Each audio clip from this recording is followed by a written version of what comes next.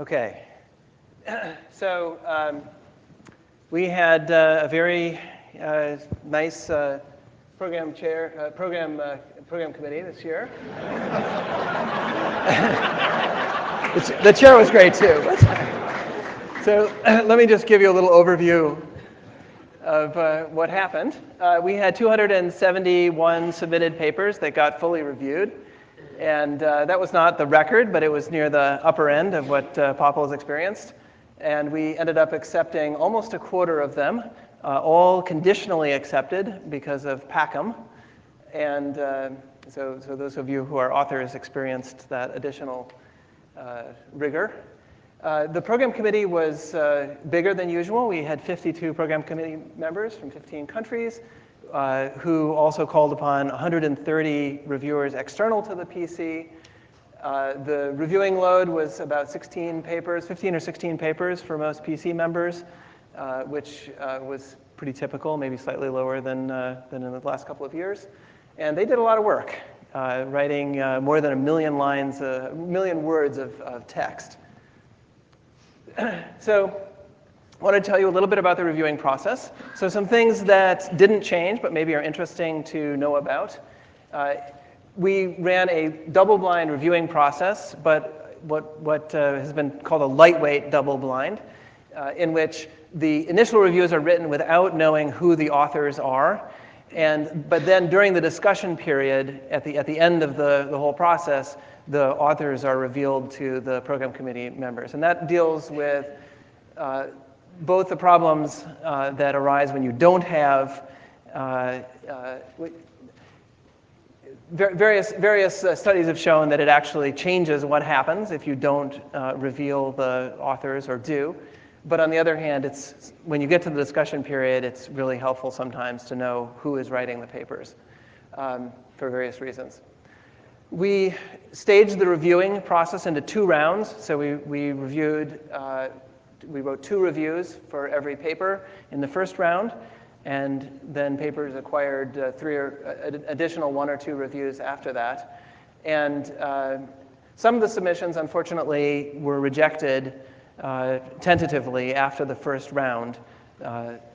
But those submissions still had the opportunity to write rebuttals, and where those rebuttals caused us to feel like we needed to get more reviews, we asked for more reviews. Okay, some things actually did change from last year. One was that instead of having people bid on papers explicitly, and then the program chair deciding how to allocate those reviews, the reviewing assignment was done largely automatically using a machine learning algorithm. So, and I'll tell you more about that. Another change was that we did not have a physical PC meeting. So this was an idea that was suggested to me by various people, especially Benjamin Pierce was convincing. So we managed all of the discussion of papers electronically using the reviewing software. And as a result of that, we did not need to maintain this distinction between the program committee and the external program committee and the external review committee. We only had just a program committee, which was then larger than previously. Because of PACM, as I mentioned earlier, all of the papers were accepted conditionally, and all papers were shepherded, and so every paper had to get a shepherd sign off on the fact that the authors had addressed the concerns that were raised by the reviewers. And I think that was helpful for the quality of the papers, but I'd like to get more feedback about that. Okay, so now let me tell you about this business about automatically assigning reviews. So the normal practice is that reviewers express preferences on all of the papers, and then the conference the conference tries to match. Sometimes the automatic software tries to match things according to preferences and maximize them. Typically, the program chair goes in and tweaks it. And this is something that starts taking longer and longer and using up more and more work as the conference is scaled up. So to ask the committee to go through and look at on the order of 300 papers and their abstracts and so forth, it's a lot of time, and it's hard to turn around the reviewing assignments. So as a first for POPL, what I did was to assign reviews largely automatically using a system called the Toronto paper matching system. This is a system that its use was started at NIPS, and it spread to ICML and other machine learning venues. And I tried it at CCS a year and a half ago, and so I thought it worked well there. Tried it for POPL as well. So Laurent Charlene at University of Toronto helped me with doing that. So here's the way it works. Reviewers, instead of providing preferences on all the papers, which doesn't scale, they provide a link to their publications as PDF text. And this involved me actually writing scripts to crawl their websites and extract things out of various sites, and that was actually pretty painful. But once you've got all the PDFs, then TPMS will extract the text from the publications, convert all the prior publications into a bag of words model, and then an unsupervised machine learning algorithm figures out a similarity between the documents that the reviewers have written and the documents that were submitted as papers to be reviewed. And it then can generate a kind of affinity score between every pair of reviewer and paper. And then it runs an algorithm to maximize these affinity scores while respecting, of course, conflicts of interest. Okay, so one of the neat things about this is that you can take a paper now, and you have a vector of affinity scores for every paper. That's basically a vector in a high-dimensional space. And so you can actually visualize that high-dimensional space. You can do an optimal projection of that high-dimensional space onto 2 dimensions, and that's a technique called t-SNE. And so here's what you get if you do that. Well, this is one possible answer. So the axes here are actually not meaningful. And the paper numbers, these are paper numbers which are probably too small to be seen, which is probably good. But the green ones are the papers that were accepted, and the red ones are the papers that were not. And papers being close to each other means that they looked similar to each other according to a bag of words model. And so you can... So it turns out that this provides a really cool map of the topics that are there. And I've shown one of the sessions at POPL, which is the memory and concurrency session. And you can see that there's a set of 4 green papers in there, and then a bunch of papers that were on similar topics but didn't make it. And if I showed you the other sessions for the conference, you'd see that most of them are described by nice little tight clusters of papers that are close to each other. It wasn't perfect, but and roughly speaking, there's a water court segment of the map, which you could think of as basically the kind of the types section, and a Bunker Hill section, which is not so many types. We can also take the reviewers and map them into a t-SNE plot. So here you can see the program committee. And I think you'll see that for the most part, people being close to each other on this plot means that they work in sort of similar areas in some way. It's not perfect, of course. Remember, it's a high-dimensional space. It's being smashed onto 2D. It tries to optimize it so that the distances in the 2D space match the distances in the high D space, but it's not perfect. Can't be. Okay. And by the way, this map does not correspond to the previous map, which is important to preserve some kind of anonymity. Okay. So what I did to figure out whether this was a good idea or not was I polled the program committee. And I asked them a bunch of questions, some of which I'll show you the results from. So in general, I asked things on a 5-point scale where to the right means better, and to the left means worse. So I asked, well, how well suited to your expertise were your assigned papers? And so where 3 means basically about the same as in previous conference PCs. And I think you can see that overall, it's about the same. Some people got worse assignments, some people got better assignments. I'm sorry to the people who got worse assignments. I think when you get a bunch of papers to review, sometimes there's a natural feeling that it's a bad selection. But overall, this seems like it's doing about as well as humans do, which is kind of cool. Another question is, well, how much effort was this for everybody? And here I think it's a clear win. People are spending, well, I guess to the left here means much less effort, and to the right means much more effort. And generally speaking, people are spending less effort. And that's exactly what we'd like.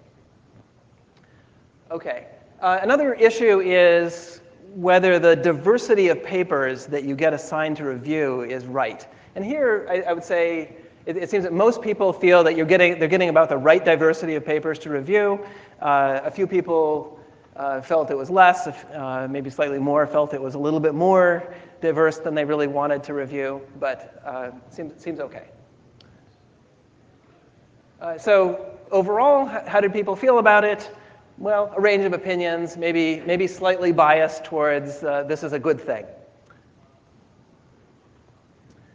Yeah, question? So that one, that after 100% problem is also the one that the 4.1% here, right? Yeah, I guess so. So there's one person who would be unhappy. Yeah. So, and there are various reasons why it did a better job with some people than others, and some of it came down to the selection of publications that were being analyzed. So, but it's tricky to really point to analyze why that happened. Yeah. More interesting, you know this case, or did they come to you and tell you? No, I didn't actually specifically look at that, or at least I won't admit to. Okay. All right. So the other thing, big thing that was changed was that we did not have a physical PC meeting. And the rationale here is that while a physical program committee meeting does have value, there's definitely some benefit to that, my feeling is that it diminishes as the program committee gets larger. And you start having this larger and larger program committee trying to fit into a room and having a meaningful discussion. At the same time, the costs of that meeting are rising. You're shipping people from all over the globe. We're getting increasingly international. They're all coming to one place and arriving jet-lagged for one day and then going back where they came from. And it's feeling like a less and less good use of resources and carbon emissions and so forth. Okay. So I asked a few questions about this as well. One of the interesting things was that a number of people said that they were only agreeing to be on the program committee because there was no physical PC meeting. So I was able to get a number of people involved whose voices might not have been heard otherwise, and that was great. Another question was, well, now we're having electronic discussions rather than sitting around a table. How did this influence people's level of engagement in the discussion process? And here I would say, there's a range of opinions, but the centroid is basically that there wasn't much change. So that seemed positive. One of the things that I did to try to make sure that discussion went forward was I created a little subcommittee that I called the discussion committee, and their job was to make sure that discussion went forward on a set of a couple dozen papers that they were assigned to keep an eye on. I was trying to keep an eye on everything, but I was not able to be omnipresent. And that seemed to have been a good idea from the data that I got here. Another question was, well, what did this do to the reviews that people got? And here I think the perception was it didn't affect the quality of reviews, or maybe it slightly improved them, and that seems good to me. Actually, when I looked at the data, it turns out that we generated about 15% more review text per paper this year than we did last year.